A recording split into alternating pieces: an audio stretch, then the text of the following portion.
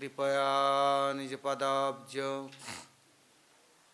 दास्यं मह्यं प्रदीयतां वन्दे नन्दाव्रजस्त्रीणां पादर्णुमभीक्ष्णश जासां हरिकथोद्गीतं पुनाति भुवनत्रयं जय श्रीकृष्ण चैतन्य दयाल प्रभु नित्यानंद श्री अद्वैत गदाधर श्रीवासादि श्री गौरभक्तवृंद। हरे कृष्ण कृष्ण कृष्ण हरे हरे हरे राम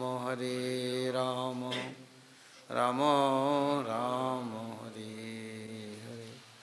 बोलो श्री गुरु जी महाराज की जय, गुरु परंपरा की जय, अनंत अनंत कोटि वैष्णव वृंद की जय, सपार्षद गौरहरि की जय, गौर नित्यानंद प्रभु की जय, जगन्नाथ बलदेव सुभद्रा सुदर्शन की जय, भक्त विघ्न विनाशन करने सिंहदेव की जय, भक्तराज प्रहलाद महाराज की जय, सर्वअभिष्टप्रता गिरिराज गोवर्धन जीव की जय, गोविंद गोपीनाथ मदन मोहन जीव की जय, ब्रजमंडल धाम की जय, ब्रजवासी भक्तवृंद की जय, ब्रजेश्वरी मधेश्वरी प्रणेश्वरी श्रीमती राधा रानी की जय, ब्रजदेवीगण की जय, हरिनाम संकीर्तन की जय, समवेत गौरभक्तवृंद की जय, गौर प्रेमानंदे हरि हरि बोल।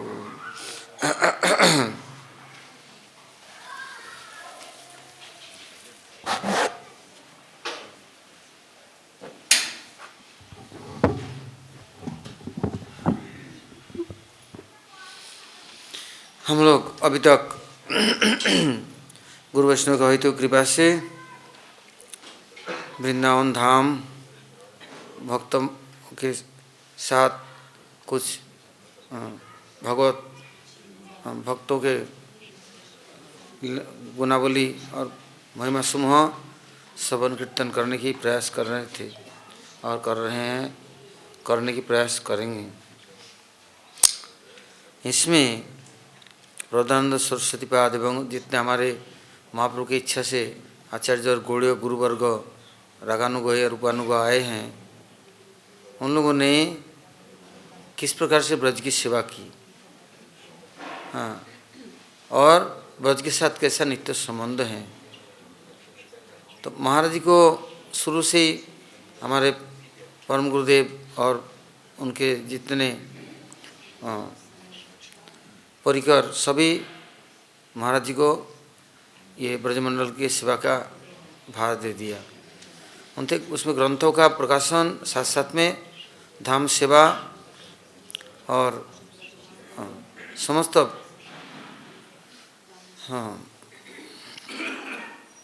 उत्सुक अर्थात आग्रही भक्तों के लिए ब्रज के साथ संबंध जोड़ना। तो महाराज जी प्रत्येक वर्ष नियम पूर्वक ब्रजमंडल की परिक्रमा उठाते। हाँ, पहले तो पैदल यात्रा होता, इसके बाद धीरे धीरे कुछ भक्त लोग वृद्ध अवस्था या कुछ और हाँ सुযোগ सुविधा का देखते हुए फिर कुछ वाहन की व्यवस्था की गई, कुछ पैदल ऐसे करके जाता रहता। तो जब महाराज जी प्रत्येक स्थानों पर दो तीन दिन पड़ा पड़ता, जैसे यहाँ से मधुबन तालबन होकर गोवर्धन जाके पड़ा पड़ता, गोवर्धन से बरसाना विश्वानपुर, वहाँ से नंदग्राम, वहाँ से काम्यवन, फिर शेरगढ़, फिर वृंदावन, मथुरा, उधर महावन, हाँ बहुत दूर दूर, हाँ, और सब जगह रह करके सब दर्शन होता। तो एक महाराज जी काम्यवन में जब विमला कुंड के किनारे वहाँ पर अपना पड़ाव डाला, तो उसमें विमला कुंड के जल बड़ा निर्मल, सब लोग वहाँ स्नान सब कुछ करते। हाँ, और नित्य प्रति वृंदा देवी के दर्शन और अन्य यात्राओं का दर्शन और उनके महिमा महाराज जी सुबह शाम कथा में दोपहर को सब समय वर्णन करते। हाँ, एक दिन महाराज जी सब गुरुवर्गों के साथ जब कामेश्वर महादेव जी की दर्शन करके और भोजन थाली पिछल पहाड़ी ये सब दर्शन करने गए और वहाँ सुंदर हरि कथा वर्णन होने लग गया। तो उसमें बहुत सारे ब्रज के विद्वान पंडित सब लोग महाराज से अनुरोध करने लगे कि ब्रज के विकास के लिए आप कुछ व्यवस्था कीजिए, आपके पास बहुत देश विदेश के भक्तजन हैं। इतने में जब महाराज जी परिक्रमा करके आए, विश्राम करने लगे तो क्या देखा, साक्षात वृंदा देवी आकर के महाराज से कहते हैं, इन लोगों को सबको परिक्रमा कराना, हरिकथा सुनाना बहुत अच्छा है और तुम्हारा चेष्टा बहुत अच्छा है, किंतु व्रज की सेवा नहीं कराने से इसका संस्कार स्वीकृति नहीं होगा। तो महाराज जी ने आदेश निर्देश मांगा। तो वह जितने ब्रज के कुंड हैं, जितने वन उपवन है, सब उजड़ रहा है या सब नष्ट हो रहा है और कुंड सब भले मलिन और किस सब व्यवहार योग्य नहीं रहा, कोई श्रद्धा से आचमन भी नहीं कर सकते, न स्नान आदि कर सकते। और वहाँ के जो संत लोग हैं उन लोग के ऊपर बड़ा यातना, बड़े कष्ट उनको भोग करना पड़ता है। फिर महाराज जी वहाँ से जब मथुरा आए तो मथुरा के बड़े बड़े लोग सब महाराज जी के आकर के मिले और बोले, ये ब्रज विकास समिति, ब्रज विकास उत्थान समिति एक संगठन किया जाए और आप हमारे लिए अध्यक्ष रहेंगे और हम लोग सब कार्य करेंगे, आप हमें उत्साहित और मदद करें। महाराज जी स्वीकार किया। तब सबसे पहले महाराज जी ने सब देशी विदेशी भक्तों को लेके गोवर्धन के निकट मानसी गंगा ब्रह्मकुंड उनका संस्कार के लिए, सफाई के लिए उद्योग किया। उस समय इन लोगों ने नाम दिया कार सेवा। महाराज बोले कार सेवा नहीं, ब्रज की सेवा, और ये बड़े भाग्य की बात है। जब मानसी गंगा का सफाई अभियान चल रहा था तो देखा महाराज जी के साथ पूरा ब्रज नहीं, पूरा विश्व के लोग लगे। महाराज सुबह प्रतिदिन जाते तो शाम को वहाँ से आते। सारा दिन का थकान महाराज जी को व्यक्ता नहीं, फिर आगे हरिकथा कीर्तन करना, उसके महिमा सुनना, सबको उत्साहित करना, फिर दूसरे दिन सुबह चले जाते। पास में ब्रह्मकुंड है, फिर मानसी गंगा के बाद ब्रह्मकुंड का सफाई और उनके संस्कार की व्यवस्थाएं बनी। उस समय महाराज जी बोले, हमने गिरिराज जी की तो कितना परिक्रमा किया, किंतु गिरिराज जी हमारे ऊपर प्रसन्न हुए ही नहीं और न उन्होंने कोई आदेश निर्देश दी। तो अब मेरा इच्छा है कि गिरिराज जी में सुंदर कोई स्थान हो और जहाँ हरिकथा कीर्तन हो, जहाँ प्रसाद की सेवा हो और भक्त मंडलियों के लिए साधन भजन के लिए कुछ स्थान हो, ऐसा व्यवस्था बनाई जाए। तो हम लोगों ने बहुत कुछ प्रयास किया, बहुत जगह देखा, महाराज जी को कुछ पसंद ही नहीं। तो महाराज जी बोले ऐसा स्थान होना चाहिए जहाँ से हम राधा कुंडों की तरफ भी परिक्रमा कर सके, गोवर्धन की तरफ भी। किंतु महाराज जी ये प्रकाश नहीं कि किधर होना चाहिए।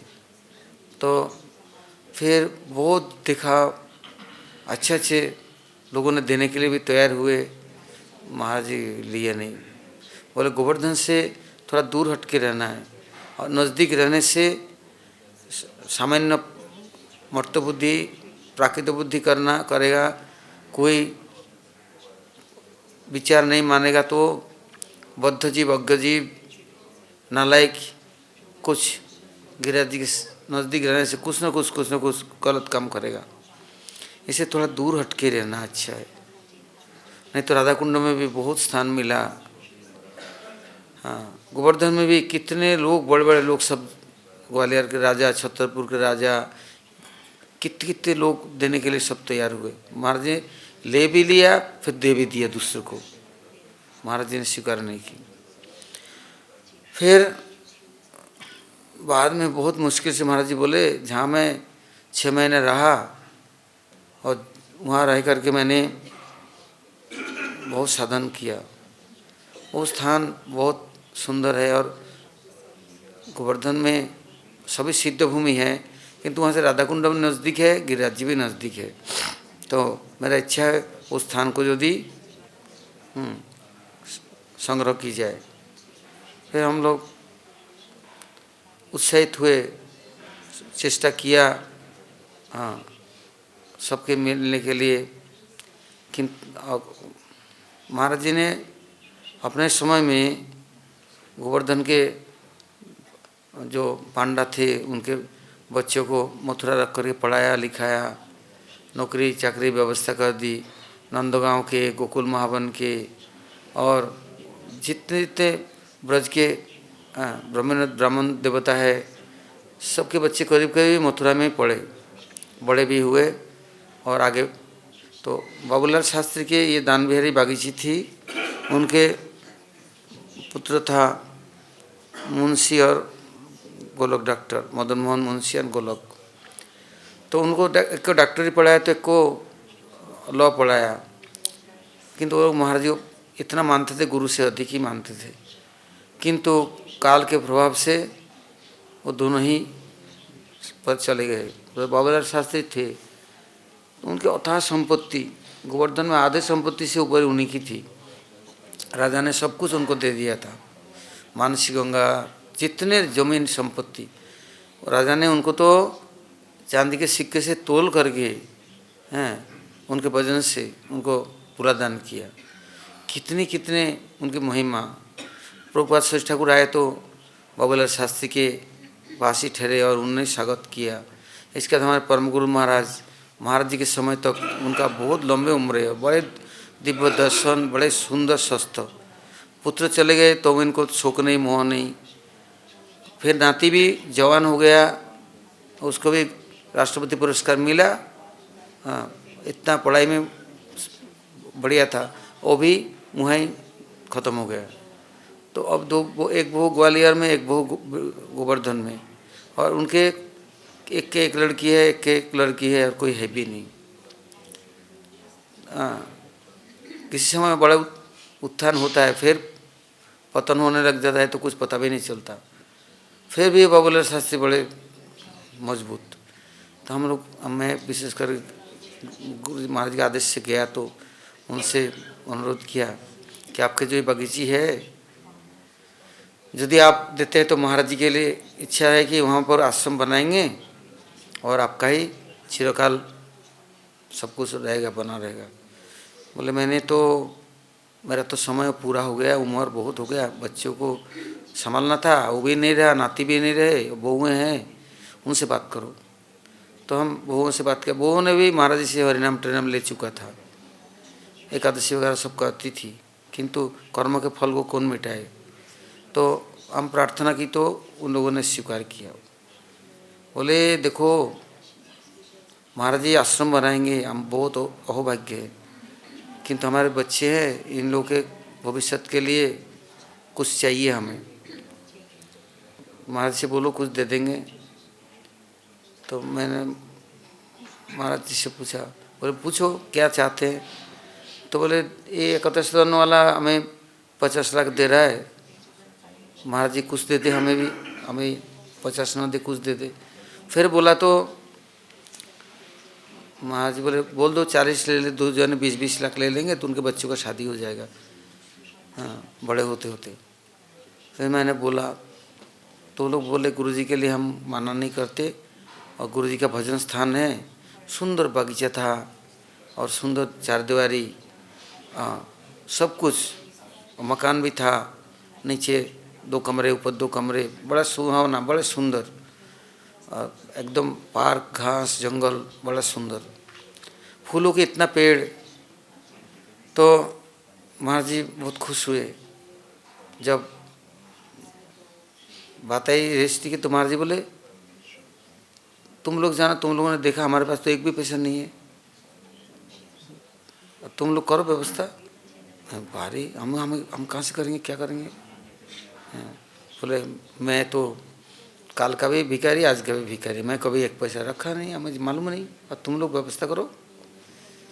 मैं बोला मैं तो कोई मंदिर से बाहर कभी निकले ही नहीं, कहीं गया नहीं, मैं क्या करूं, कैसे होगा। किंतु गिरिराज जी की इच्छा थी, न जाने कैसे कैसे व्यवस्था बनी। जब रजिस्ट्री की बात आई तो हम कोर्ट से सब रजिस्टर को मठ में बुलाया कि महाराज जी जाएंगे, नहीं इतना उम्र हो गया। फिर वो लोग आए, वो लोग भी रजिस्ट्री करने के लिए लिख साइन करने आए, दोनों बहू हैं।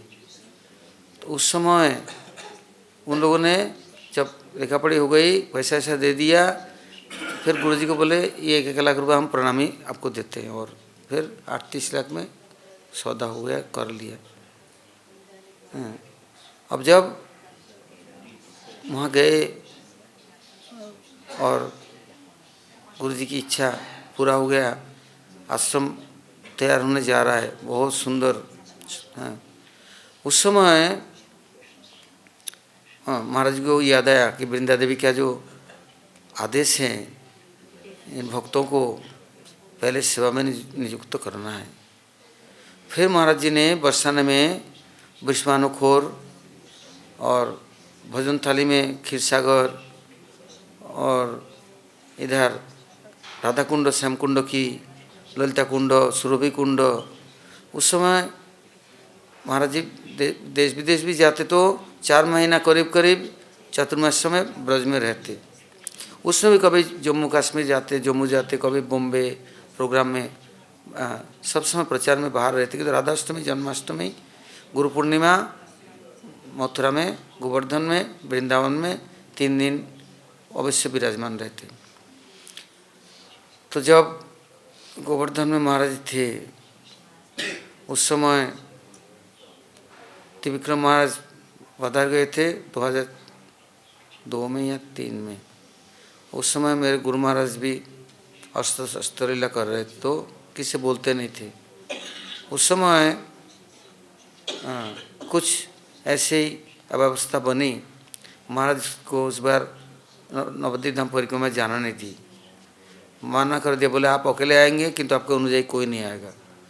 तो महाराज में कोई नहीं आएगा तो मैं अकेला क्या करूँगा। आए महाराज जी गए नहीं। उस बार गोवर्धन मठ कंप्लीट हुए भी नहीं, थोड़ा सा बना था। महाराज जी वहाँ ही रह करके ब्रज की परिक्रमा की।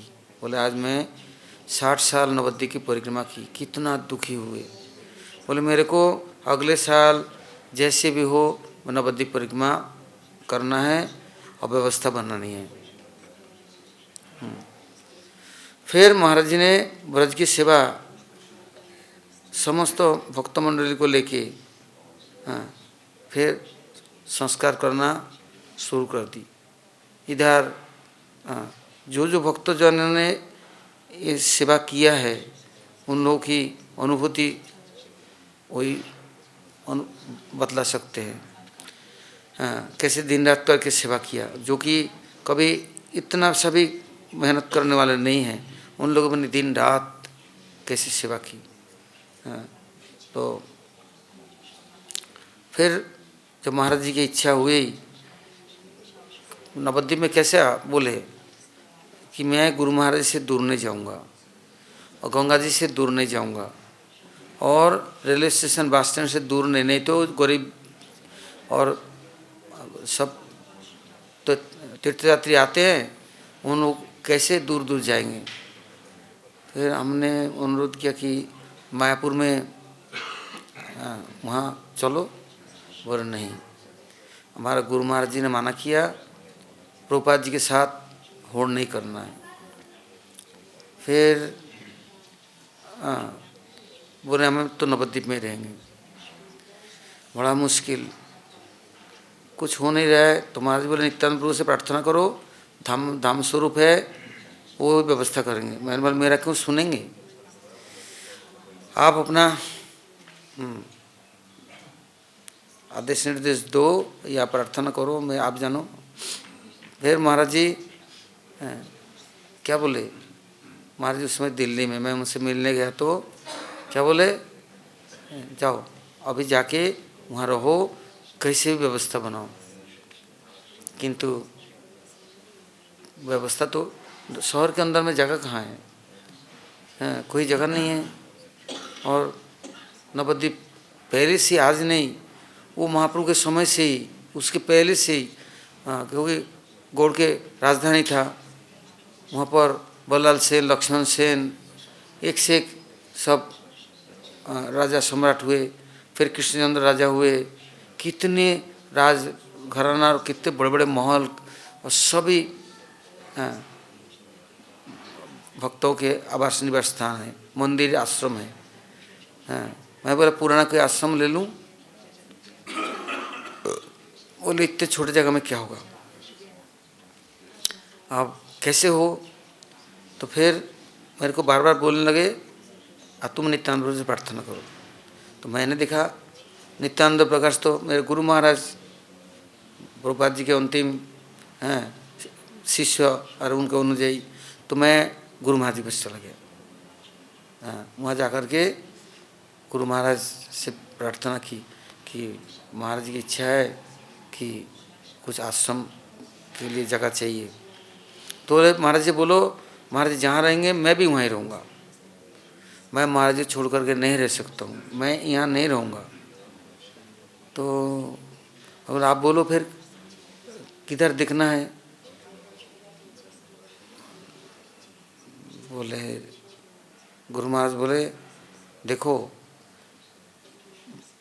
गंगा वैष्णव और तुलसी ये धाम में साक्षात रूप में विराजमान है। वैष्णव जन और तुलसी और गंगा, महाप्रभु जी ने इनको बचपन से तुलसी की सेवा की, स्नान करके आके तुलसी पूजा करना, गंगा जी की पूजन करना और इधर वैष्णव का आदर करना, कभी भी महाप्रभु ने छोड़ा नहीं। तो अतः ऐसा करो, वैष्णव से प्रार्थना करो तो आसान हो जाएगा, तुलसी और गंगा जी से प्रार्थना करो। तो मैं वहाँ पर बहुत सारे आश्रम हैं, तीन कोड़ी गोसाई का आश्रम है, मैं कभी वहाँ जा कर के रहा, कभी कोई किसी आश्रम में रहा, मणिपुर राजबाड़ी में रहा, कभी कहीं कहीं रहा, सबसे मैं प्रार्थना करने लगा। इतने में धीरे धीरे देखा वहाँ के स्थानीय कुछ ग्वाले हैं, उन लोगों की बहुत सारे संपत्ति है। तो उन लोगों से बातचीत करके देखा, वो लोग बोले यदि महाराज जी आएंगे, आश्रम बनाएंगे तो हम अपने को भी नौछावर करने वाले हैं, सब कुछ दे देंगे। बोले जब तक हमें मालूम नहीं, हम महाराज जी को अच्छी तरह से जानते हैं, कितने हमारे 2-3 पीढ़ी से हम महाराज जी को जानते हैं। तो जब वहाँ सब कुछ ठीक ठाक हुए, महाराज इतना प्रसन्न हुए बहुत। और पहले साल टेंट फेंट करके कैसे भी परिक्रमा की व्यवस्था की गई। महाराज आए तो महाराज जी के लिए अलग एक किसी ने घर दे दिया था कि उस समय महाराज जी वहाँ पर आए और वहाँ पर परिक्रमा शुरू हो गया। कितने लोग आए, महाराज जी केवल यही कहते थे कहाँ से इतने लोग आ रहे हैं, और कहाँ रहेंगे, कहाँ खाएंगे, कैसे सोएंगे, कुछ है नहीं, खाली ज़मीन और टेंट लगा हुआ है। फिर महाराज जी के सुंदर स्टेज बना, सब कुछ हुआ। महाराज जी रात के 12 बजे उठ करके सेवक को बोल रहे हैं, देखो तुम्हारे गुरु महाराज बोल रहे हैं आज कितना दिन हो गया उन्होंने प्रसाद नहीं पाया, कोई उनको प्रसाद देते नहीं है। और बोलते महाराज आप तो आश्रम बनाए और बड़े दिव्य भोजन कर रहे हैं और कितने लोग शिष्य और प्रशिष्य को लेकर के परिक्रमा कर रहे हैं, और मेरे को कोई एक गिलास पानी भी नहीं देता है, तो अब क्या मैं किसके पास जाऊँ मैं। तो महाराज 12 बजे उठ करके बोलते हैं सेवक को, जल्दी रस्सी बनाओ। देखो मैं तुम्हारे गुरु महाराज आकर के मुझे बोलते हैं मैं कितना दिन भोजन नहीं किया, कोई मुझे भोग भी नहीं देता। तब तो गुरु महाराज पधर गए थे, उनका समाधि मंदिर बनाया नहीं, समाधि स्थान था, किंतु वो लोग वहाँ भोग रख देते नहीं। वो लोग भोग रख देते, बोले मंदिर में तो चल ही रहा है, ठाकुर जी को देखे गुरु जी को देते हैं। फिर महाराज जी ने सेवक को बोला प्रतिदिन रसोई बनाओगे तो 2 थाली चाहिए, एक मेरे लिए दोगे तो एक तुम्हारे गुरु महाराज के लिए दोगे, क्योंकि वो मुझे हाथ पकड़ करके मठ में ले आए और उनके साथ मैं चिरकाल रहा। कभी मैंने सोचा नहीं था मेरे को अलग कहीं जाना पड़ेगा, किंतु काल के प्रभाव है, आज मैं बाहर हूँ, दूर हूँ, किंतु मैं गुरु महाराज जी के सेवा से अलग नहीं हूँ और तुम्हारे गुरु महाराज से मैं दूर नहीं जा सकता। उसके पहले बहुत पहले त्रिविक्रम महाराज पधर गए थे, पहले त्रिविक्रम महाराज गए थे, फिर मेरा गुरु महाराज गए। उस समय महाराज जी बोले त्रिविक्रम महाराज जी समाधि मंदिर को संस्कार करना है, जैसे रूप गोस्वामी का समाधि है वृंदावन में ऐसे ही, किंतु कोई व्यवस्था नहीं बन पाया, अर्थात महाराज जी बाहर है तो कुछ हो नहीं रहा था। फिर परिक्रमा चालू हुआ, बड़े उत्साह के साथ परिक्रमा चला, किंतु लास्ट दिन में आंधी तूफान आया, सारा तांबू डेरा इतना कितना बड़ा पंडाल, 10 एकड़ जमीन में पंडाल सब गिर पड़ा, कितना हजार यात्री।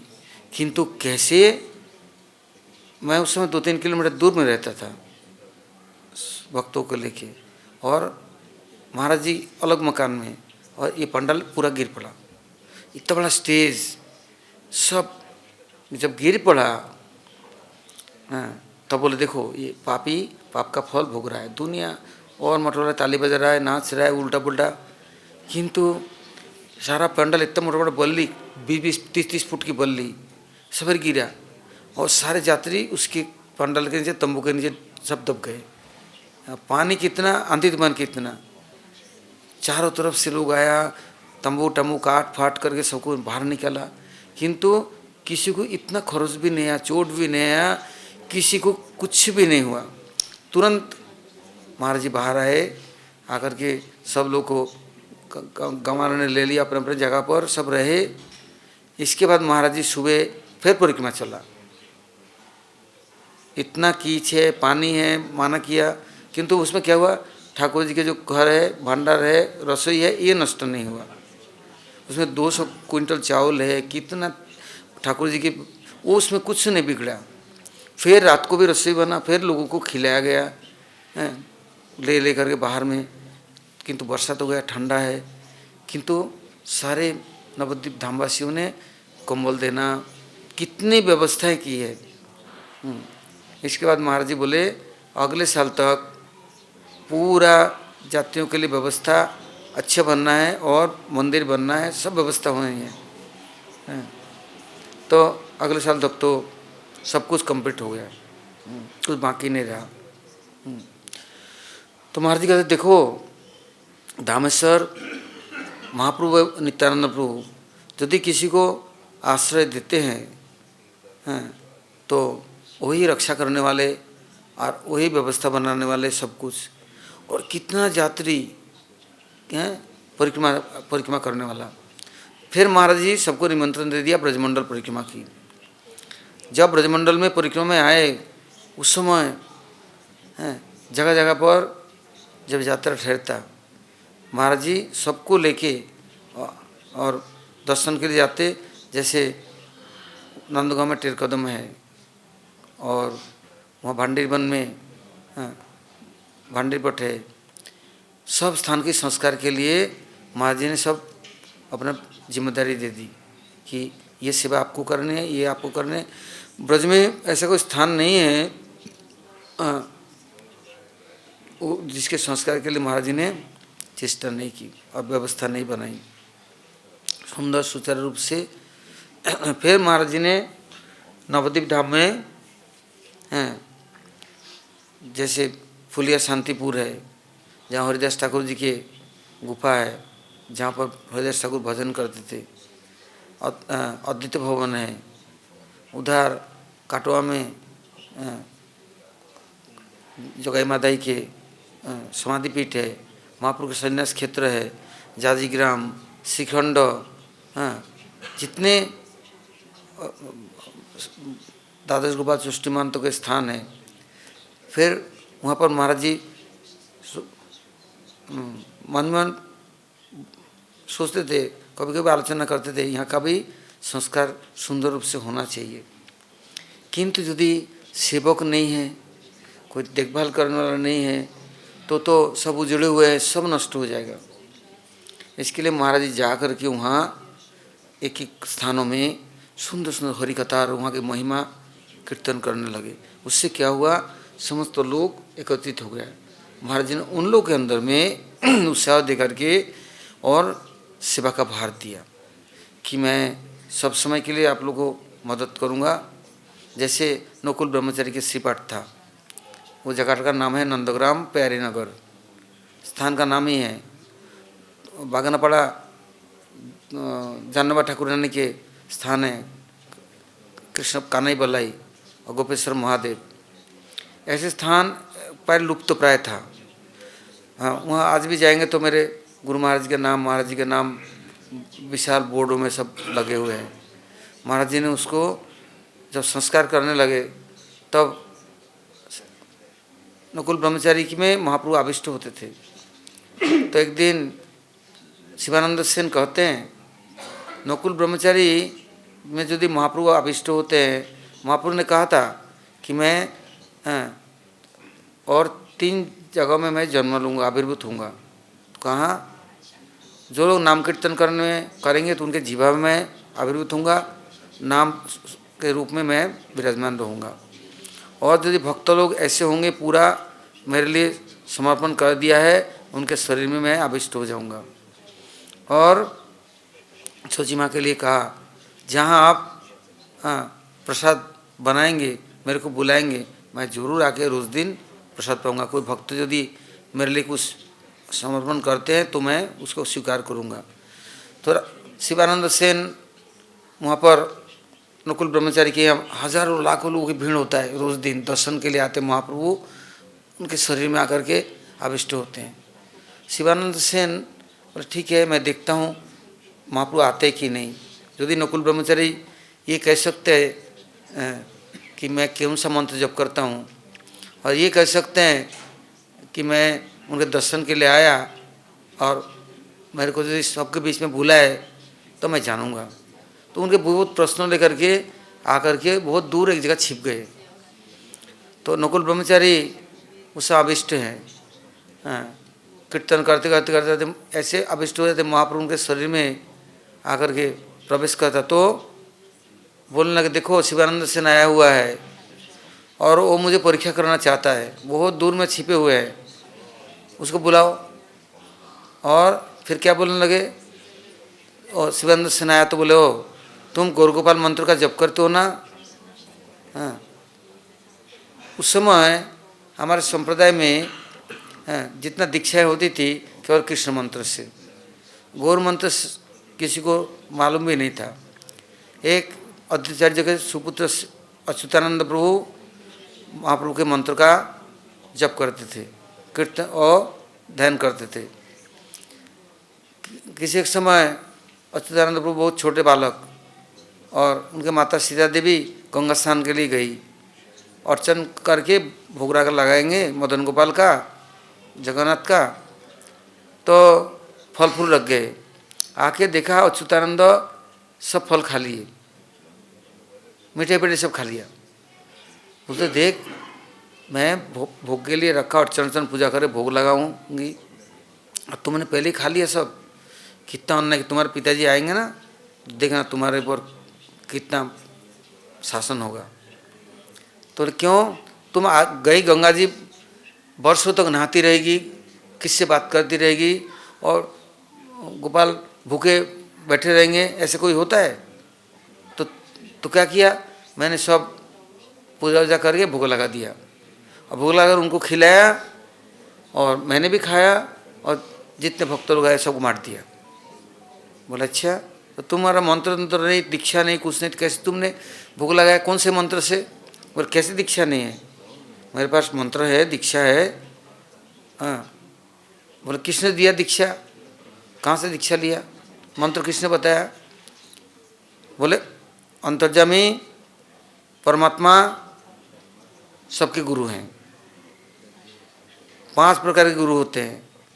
एक तो अंतर्यामी परमात्मा चैत्य गुरु, एक बाहर में हैं उनके प्रकाश, जो मूर्ख है समझदार नहीं है अंतर्यामी परमात्मा को, उनके लिए एक भगवान स्वयं रूप धारण करके आकर दीक्षा गुरु के रूप में उनको मंत्र प्रदान करते हैं। और जिनके संबंध है परमात्मा से, वो साक्षात वो उनको तो सब शक्ति मंत्र प्रदान करते हैं। और नहीं तो शिक्षा गुरु एकदम बेकार है, सीखा पढ़ा करके धीरे धीरे आगे बढ़ा करके दीक्षा गुरु के पास लाता है। और वो से भी गया बीता है तो हैं पथ प्रदर्शक गुरु, ये अच्छी जगह है, यहाँ चलो, कथा सुनो, ये अच्छा मार्ग है, वहाँ लाता है। और एक होता है सब समय देखभाल करने वाला, ख्याल कर रखने वाला, वो होता है भजन गुरु। क्योंकि जीव इतना आलसी है, राम नाम के आलसी, भोजन के होशियार। तुलसी कहते हैं ऐसे को बारंबार है धिक्कार। खाने के लिए दो बस, उस समय तो नींद नहीं आती है, और उस समय मचलते हैं, किंतु माला मंत्र करते समय बस झपकी हो गया, नींद आ गया, टाइम नहीं है। ऐसे है कि एक माला कभी सारा दिन में भी होता नहीं। तो अच्युतानंद को सुना दिया। तो फिर अद्वैताचार्य प्रभु आए, और तुम कौन सा मंत्र जप करते हो? तो गौर गोपाल मंत्र जप करता हूँ। बोलिए किसने दिया तुमको? बोल कौन देगा? परमात्मा अंतर्यामी साक्षात महाप्रभु गदाधर पंडित। महाप्रभु ने कहा गदाधर पंडित गुरु हैं, और नित्यानंद प्रभु गुरु हैं, अद्वैताचार्य प्रभु गुरु हैं, शिवास पंडित गुरु हैं, आचार्य हैं। तो कितने गुरु हैं? तो कौन से गुरु ने मंत्र दिया? बोले आप पूछ लो, कौन गुरु, किस गुरु ने मंत्र दिया? तो अच्युतानंद प्रभु और शिवानंद सेन, ये सबसे पहले इन लोगों को गोपाल मंत्र प्राप्त था, गौर गोपाल मंत्र, उन लोगों ने ये मंत्र को प्रकाश किया।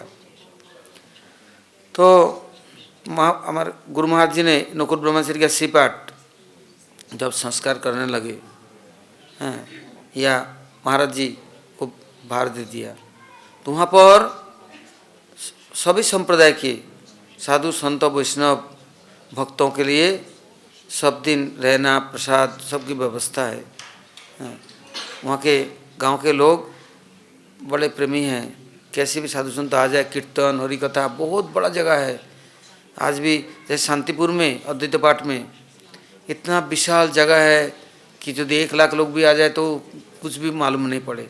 ऐसे ही नकुल ब्रह्मचारी के श्रीपाठ में वहाँ पर बहुत सुंदर व्यवस्था है। और वहाँ फल फूलों की बागान, बगीचा और हरि कीर्तन के स्थान, यहाँ तक कि बड़े बड़े सभा मंडप होता है। तो महाराज जी उस सब स्थानों में गोलमंडल के प्रत्येक स्थान में जा करके एक एक स्थानों में भाषण, हरिकथा, समस्त को जोड़ना, संगठन करके उनको एक एक कमेटी बना दी कि यहाँ के सेवा परिपाटी के लिए जो कुछ चाहिए हम लोग व्यवस्था करने बीच बीच से आएंगे, तो आप लोग इस स्थान का देखभाल करना है और रोज़ दिन हरि कीर्तन होना है। जैसे भक्तिम ठाकुर जी नामहट्ट खोला तो महाराज जी ने केवल गौड़मंडल में नहीं, ब्रजमंडल में तो कितना स्थान महाराज ने संस्कार किया, कितने व्यवस्था बनाई। यहाँ तक कि मैं देखता था आए दिन उद्धव क्यारी से आते साधु लोग, महाराज पानी भर गया, रास्ता ऊंचा करना है, अच्छा पेड़ लगाना है, ठीक है, हैं भेज देते। कितना अनाप शनाप, मैं बोलते इतना क्यों दे रहे हैं, इतना अनाप शनाप पैसा खाली बर्बाद करना। महाराज बोले देखो ब्रज में यदि जीवन के एक मुहूर्त तो क्या, एक क्षण के भी खून पसीना भी व्यवहार कर सको तो ब्रज के साथ संबंध हो जाएगा।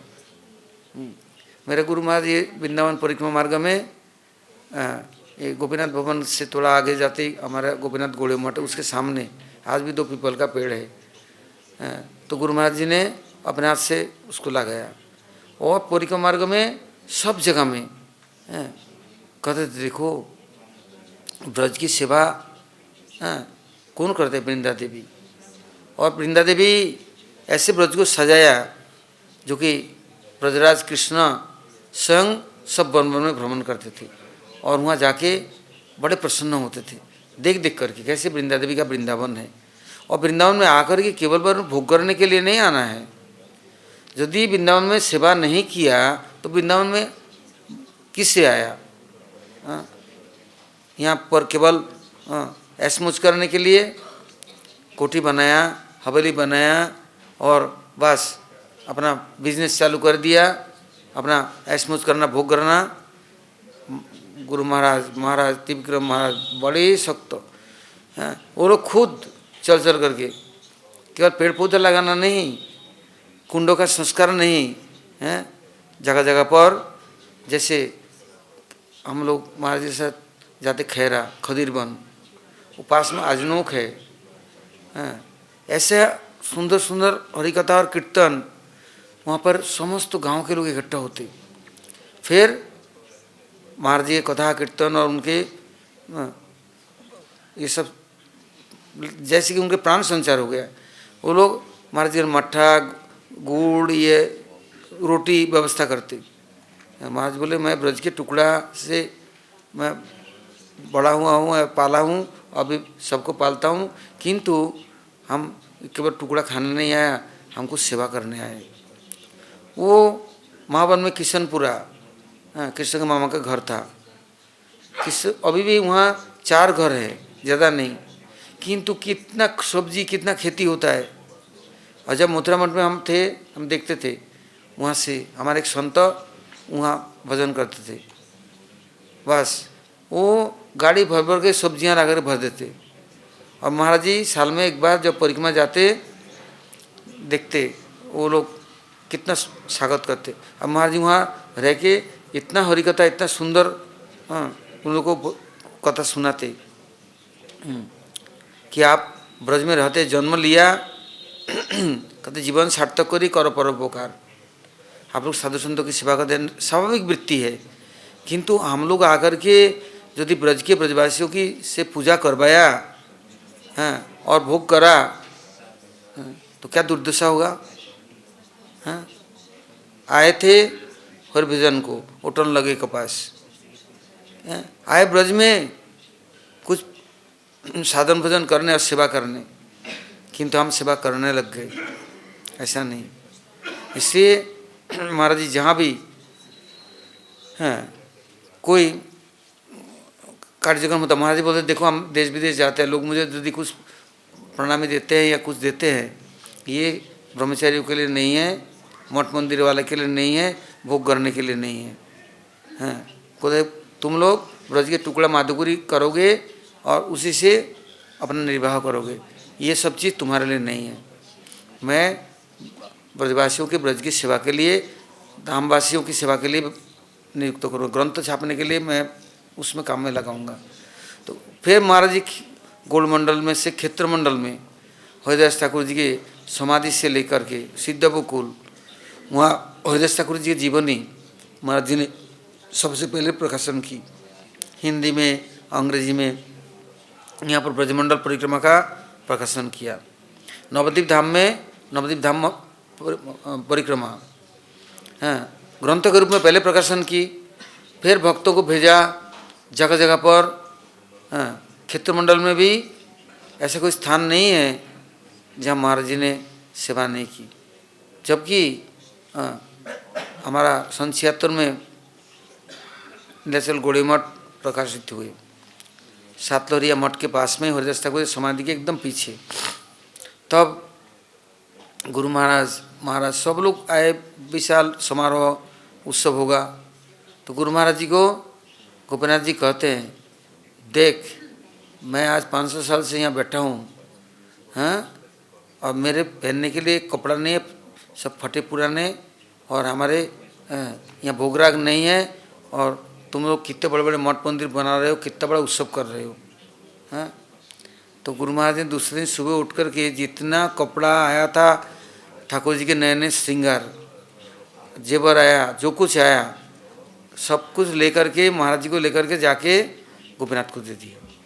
और उस महाराज जी को बोला ये जल्दी यहाँ का सुधार होना चाहिए, संस्कार होना चाहिए। फिर महाराज जी ने भक्तों को कह करके वहाँ का गोपीनाथ के लिए सुंदर मंदिर बना दिया, बाग बगीचा सजा दिया, रास्ता बना दिया, चौतरे बना दिए, बहुत सुंदर करके व्यवस्था बना दी। और सब दिन के लिए भोग राग, ऐसा नहीं कि एक दिन के लिए आज 56 भोग खा रहे हैं और वहाँ पर कुछ भी नहीं, ऐसा नहीं। इसे महाराज जी ने मुझे एक बात बतलाया, जब नवद्वीप में मठ प्रकाशन हुआ, इसके पहले मैं कभी गया नहीं। देवानंद गौड़ी मठ में मेरे भाग्य में एक बार था, परिक्रमा में बुलाया था, वहाँ पर 500 साल में मैं कभी गया नहीं। 2005 में जब वहाँ मंदिर बना तो महाराज जी क्या बोले, नवद्वीप परिक्रमा हो गया तो गौर पूर्णिमा के दिन सुबह सुबह बोले जाओ जितने मठ मंदिर है सब जगह जाके कुछ कुछ वहाँ के लिए सेवा के लिए दियाओ। मैं बोला वाह बहुत अच्छी बात है। एक तो सुযোগ मिला, तो उस दिन निर्जला व्रत होता है, शाम को गौर पूर्णिमा होगा तो मैं सारा दिन की छुट्टी है, कोई खाना नहीं पीना नहीं, रसोई नहीं, तैयारी तो करना पड़ता। और ठीक है महाराज के आदेश से तो हम सुबह चलते एकदम मंगला के बाद सब मंदिरों में जा कर के जितने मंदिर है कोई भी कुछ भी नहीं छोड़ते, सब जगह कुछ प्रणामी, फूलमाला, मिठाई, कुछ अच्छा अच्छा जैसे काजू बादाम पिस्ता सुंदर सुंदर चीज़ें दे आते। फिर महाराज जी पूछते सब जगह की वहाँ पहुँचे, काजी समाधि में गया था तो वहाँ किसको दिया। मैं बोला चैतन्य मठ के सेवक लोग वहाँ सेवा करते हैं। बोलते वो जगन्नाथ मंदिर गया, सीमंतपुर गया, मैं कितनी जगह जाऊँगा एक दिन में। बोले तुमने कंजूस क्यों नहीं औरों को व्यवस्था बनाया, औरों को क्यों नहीं बोला, कोई तैयार नहीं, थक गया सब। और नहीं गाड़ी क्यों नहीं किया, सब जगह जाना है। तो जब से आज तक महाराज की कृपा रही तो अभी सेवा चलता रहा, बंद तो हुए नहीं। ब्रज में महाराज क्या बोलते थे, बोले देखो केवल हम जन्माष्टमी मनाएंगे ऐसा नहीं, गुरु पूर्णिमा यहीं होगा ऐसा नहीं, जितने देवालय 7 देवालय जितना मंदिर है सब जगह की सेवा होना चाहिए। और नहीं तो तुम्हें बोला कहाँ से ये सब व्यवस्था बनेगी। बोले तुम किसी शरीर को पालते हो, इतने लोग हैं उनको सेवा में नहीं लगा सकते। बस महाराज जी कहना था कितने लोग तैयार हो जाते। एक बार ऐसे ही नवद्वीप में परिक्रमा हो रहा है तो निसिंहपल्ली जाएंगे, तो बोले देखो निसिंहपल्ली में नृसिंहदेव को खीर क्या भोग होना चाहिए। तो कोई भक्त आकर बोला प्रभु जी महाराज जी ने कहा खीर की भोग होगा तो हम दूध की व्यवस्था करते हैं और क्या खजूर का गुड़ और जो कुछ चाहिए मैं बाटी का व्यवस्था करता हूँ, तो कितना खर्च होगा। तो मैं बोला आप बोलो कितना करेंगे। बोले ऐसा करता हूँ 10 किलो दूध लाता हूँ और 2 किलो गुड़ लाता हूँ, 1 किलो चावल हो जाएगा ना। मैं बोला अच्छा 10 किलो दूध में तुम टीका लगाओगे ना 10,000 लोगों को। ये निशिकांत अकेले है कि निशिकांत सब में समाये हुए हैं? निशिकांत को अकेला भोजन करना है? कितना तुम्हारा बुद्धि है तो क्या करना है? मैं 10 क्विंटल चावल लाओ, वो भी गोविंद भोग चावल बढ़िया लाओ, और चीनी लाओ 20 क्विंटल, फिर मेवा लाओ, गुड़ लाओ, सब कुछ लाओ। तो बोले इतना? तो इतना नहीं तो कितना हैं? जब निशिकांत का भोग लगेगा, इतना परिक्रमा चल रहा है, सबको क्या इतना सा प्रसाद उनका मिलना नहीं चाहिए? नहीं तो निशिकांत क्या प्रसन्न होंगे? उनके दर्शन करने के लिए कोई आया और आप अपने प्रसाद भोगला कर अपने बने हैं, तुई वैष्णव मुई वैष्णव हरे और वैष्णव हरे, 3 वैष्णव थकते बार काटल खावे परे। मैं एक वैष्णव हूँ, मेरा पत्नी एक वैष्णवी है, मेरा बच्चा सबसे बड़ा वैष्णव है। 3 वैष्णव को छोड़कर दुनिया में कोई है ही नहीं वैष्णव। तब बस ऐसे ऐसे भोग लगता है, भोजन होता है, हैं? फिर बोला अच्छा ठीक है। वो जाकर के कितने लोगों को जोड़ लिया, फिर जोड़ करके मेरे पर आया, बोले व्यवस्था बन गई। मैं बढ़िया है, तो जाओ। तो दूध कहाँ से लाओगे? तो बोले इतना दूध मिलेगा 10 क्विंटल 20 क्विंटल। तो 10 क्विंटल चावल को बनाने के कितना दूध चाहिए? मैंने बोला देखो दूध यहाँ से नहीं मिलता है, वो दूध भंडार में मिलता है। को कहाँ भंडार? वो लक्ष्मी स्टोर में चले जाओ, वहाँ से वो सुंदर मिल्क पाउडर है, उठा के लाओ। और फिर बोले ये तो और खर्चा बढ़ गया। तो मैं ऐसे कैसे हो सकता है? तो क्यों चिल्लाए क्यों कि मैं करूँगा? और सबके सामने खड़े होकर के गुरुजी मैं निशिकांत का भोग मैं करूँगा, मेरे को आदेश दिया जाए। महाराज जी बोले अच्छा तो ठीक है तुम करो, जाओ आओ अब करो हैं। किंतु अब जिद्दी में आ गया, बोले ठीक है करूँगा। फिर ज़्यादा कर पता नहीं कहाँ से कलेक्शन करके आया। तो जब निशिकांत तालाब में पल्ली में गए, वहाँ मायापुर की परिक्रमा आ गया, गोस्वामी महाराज जी के आ गया, चैतन्य गौड़ी मठ की आ गया, कितनी परिक्रमा आ गया सब। और महाराज जी का तो विचार ऐसे ही है, भोग राग हुआ, सुंदर खीर बना, हाँ खिचड़ी बना, रात भर बनता रहा। सुबह मिट्टी के गड्ढे, बड़े बड़े गड्ढे खोद करके खीर एक गड्ढे में बर्तन कहाँ से आएगा इतना सारा, कढ़ाई में बना रहे हैं और डाल रहे हैं, सब खीर खिचड़ी बन गया। बस भोग राग हो गया, बस बाल्टी से कुएं से काटता है और परिवेशन चल रहा है, हैं? वो सब दिव्य अलौकिक कैसे सेवाएं हैं। और मैंने तो देखा नहीं कि कोई बीमार हुए हो या कोई खराब हो गया हो। आखिरी तो देखा चाटाई को भी, चाटाई बिछा करके मिट्टी गड्ढे में रखते थे, वो चाटाई को भी खुरेस करके उसको भी लेके लोग घर से भाग जाते। उसी के लिए हमारा परिक्रमा आ रहा है और सीढ़ी ला करके नीचे उतर गया, 10 फुट गड्ढे उतर करके वो भी खुरेस करके ले जा रहा है। कैसा अमृतमय प्रसाद, वो कोई कल्पना भी नहीं कर सकते कि ऐसा होता है। फिर महाराज जी बोले देखो मायापुर जाएंगे तो मायापुर में हर साल जोगपीठ में चैतन्य मठ में वहीं खीर खिचड़ी बनता और सब मठों के निमंत्रण होते, एक साथ में प्रसाद होता। अब की बार महाप्रभु जी 500 साल है, तो महाराज जी उस बार बोले कि मठ पे तो इतना जगह होंगे नहीं। फिर सीधारंगन बहुत दूर है, वहाँ 90 बीघा जमीन में चैतन्य मठ का आम बागान है। तो महाराज जी बोले अब की बार वहाँ ही उत्सव होगा। सब मठों को निमंत्रण हो गया और सब जितने यात्री अनाउंसमेंट हो गया। उस बार महाराज जी ने मेरे को बुलाया था, चलो गया था। तो महाराज बोले भाई ये यहाँ की व्यवस्था बनने हैं। मैं ऊपर बाबा चूल्हा नहीं, चक्की नहीं, बर्तन नहीं, कैसे कैसे संभव हो सकता है? महाराज बोले देखो इच्छा होना चाहिए, प्रार्थना करना चाहिए। महाप्रभु नित्यानंद प्रभु सब कुछ करने वाले सब विराजमान हैं।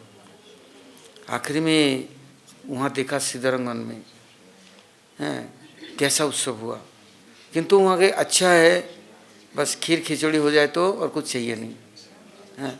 और ऐसे अमृतमय बनता है और ऐसे परिवेशन होता है, वो हो। और कितने लाखों, हजारों लाखों लोग, तो इच्छा मात्र ही इसलिए यदि शुभ संकल्प है भगवान सब समय साथ देते हैं कभी भी। और उस समय कैसा हुआ, जब मैं मथुरा से गया, कुछ मथुरा के लोग, आगरा के लोग ये सब गए, तो वहाँ के एक राधा कुंड के कुंज बरिदास बाबा जी के शिष्य था, उसका नाम था, बेलनगंज में आगरा में रहते थे, उसका एम्पोरियम था, और उसका नाम था फूलचंद, और कुछ उनके ग्रुप गया। तो बोले महाराज जी हम नवद्वीप धाम में तो आए किंतु हमने कभी दर्शन नहीं किया, और हमारे गुरु महाराज जी ने कई बार हम लोगों को भेजा, तो हम जाते थे कहाँ पर, प्राचीन मायापुर में, हाँ। किंतु ये सब तो दिखा नहीं, हम लोगों को कभी जाने देते नहीं। तो महाराज जी बोले नवद्वीप धाम तो इतना छोटा नहीं है, गौड़मंडल विशाल महाप्रभु की लीला भूमि है। फिर कुछ ब्रह्मचारी दे दिया, दर्शन कराया उनको, करीब करीब गाड़ी में करा, फिर भी 15-20 दिन लग गया। फिर जब आए परिक्रमा में तो महाराज जी हमसे कुछ सेवा कराओ वैष्णव संतों की, हमने तो कभी देखा नहीं इतना। तो जब महाराज जी ने आदेश दिया सेवा की, जब सेवा देखा और वैष्णव के संकीर्तन देखा मायापुर के, ओ कैसा, एकदम सब भाव विभोर हुए। और महाराज जी भी अपने गुरु महाराज हमारे सभी लोग परिक्रमा में चलते, ऐसा नहीं कि कोई भी परिक्रमा में पैदल नहीं जा रहे हों। कीर्तन, ऐसे कीर्तन, वो सब अब केवल मात्र स्मरणीय रह गया, किंतु साक्षात्कार कभी होगा कि नहीं भगवान जाने। वही नवद्वीप धाम ब्रजमंडल में कैसा संकीर्तन, ऐसे क्षेत्रमंडल में। तो हम लोग काल सुनेंगे क्षेत्रधाम में जो परिक्रमा का जो सौष्ठव है, और जगन्नाथ जी की सेवा परिपाटी। महाराज जी कहते जीवन में एक दिन भी यदि रहना है शरीर धारण करके, किंतु यदि भगवान की सेवा में चंदन की तरह इसको घिस करके नहीं लगा सके तो फिर किस काम का है, हैं? ये शरीर किस काम का है? हड्डी मांस चमड़ा पीप मवाद किस काम का है? हैं? गाय के खाल भैंस के खाल तो भी काम में आता है, इसके तो खाल भी काम में नहीं आता, इसे कोई चीज़ काम का नहीं है। इसलिए जीते जी जब तक प्राण है तब तक सेवा में लगाओ, और तभी संबंध ज्ञान होगा और चिरकाल प्रभु के साथ रह पाओगे। जिसकी सेवा करोगे उसके नौकर बनोगे।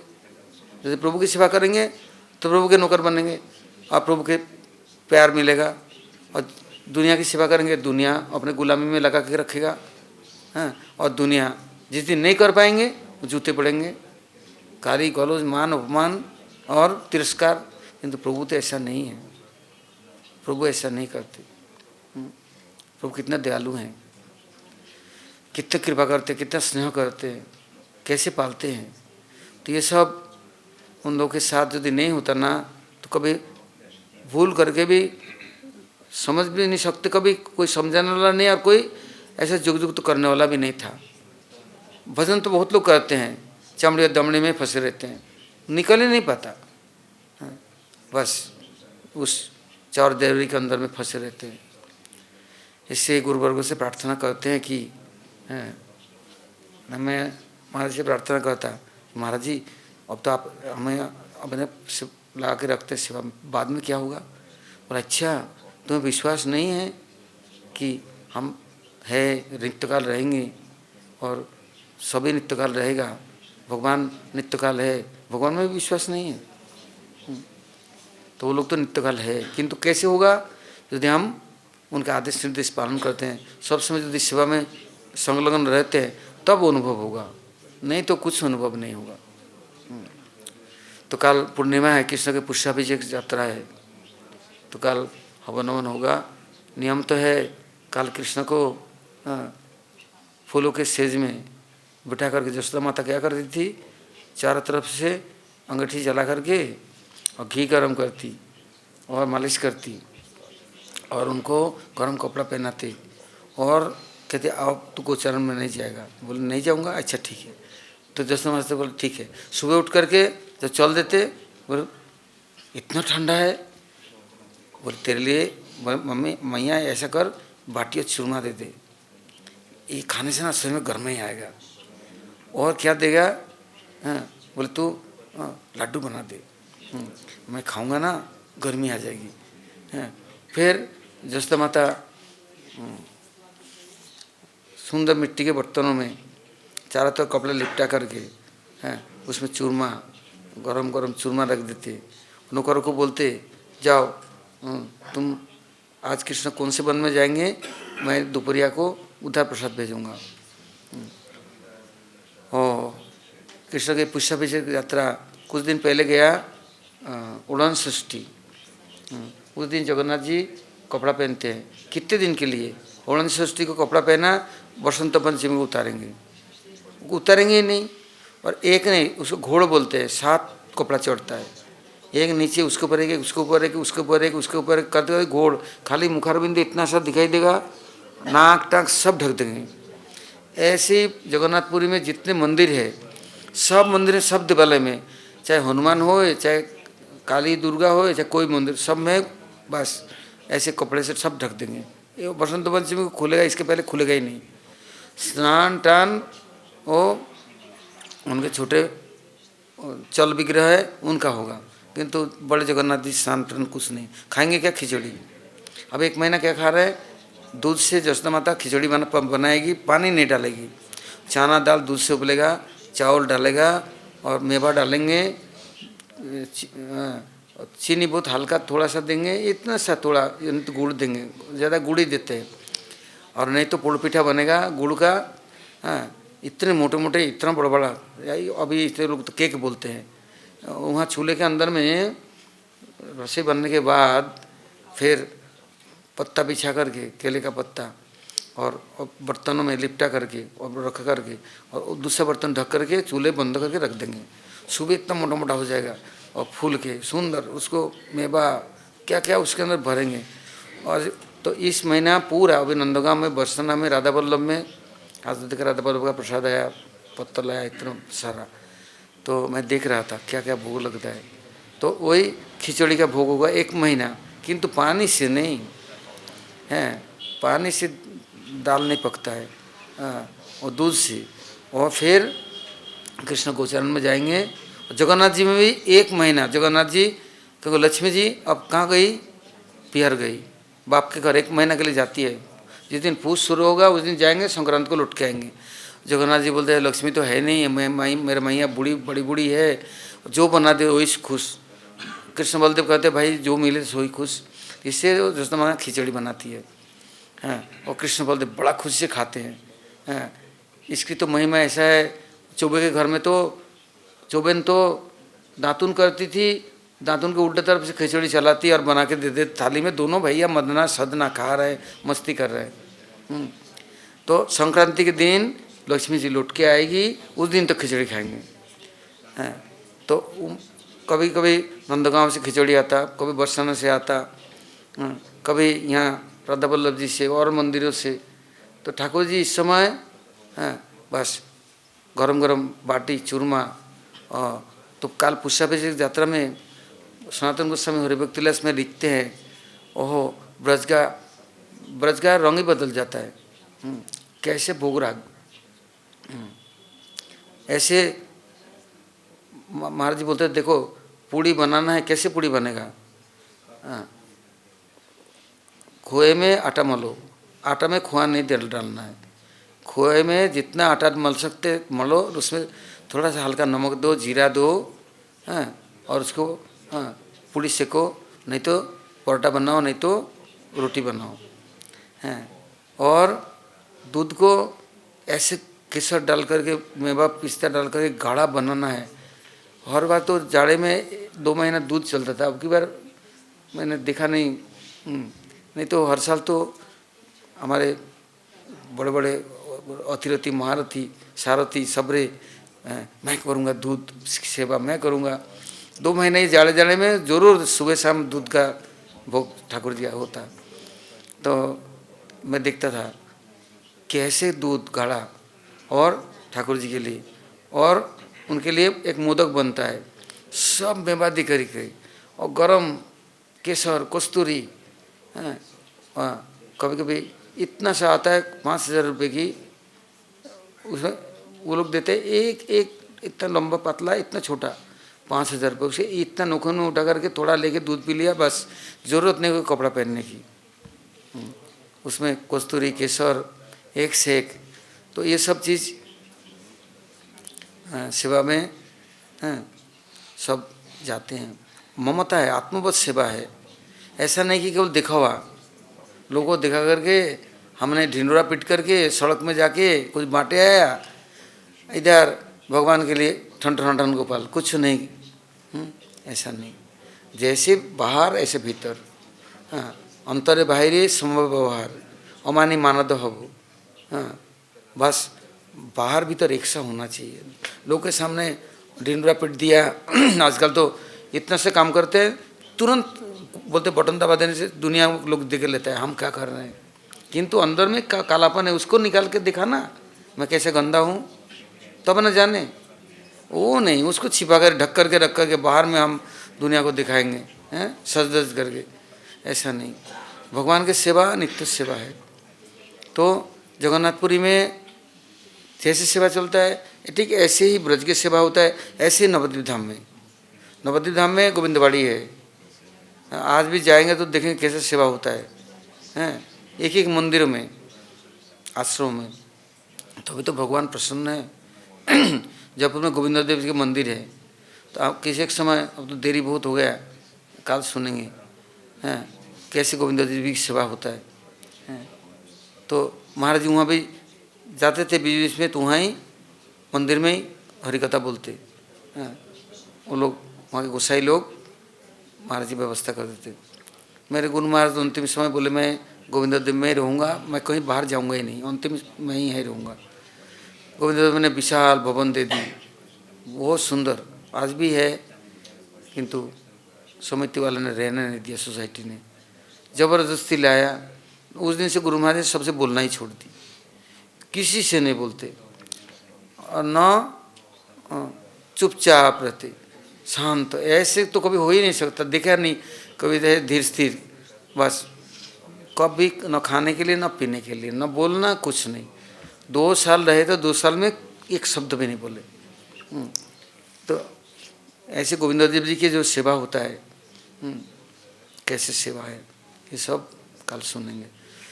आज यहीं तक रखते हैं। गौर प्रमानंदे हरि हरि बोल। कृपा करो वैष्णव ठाकुर।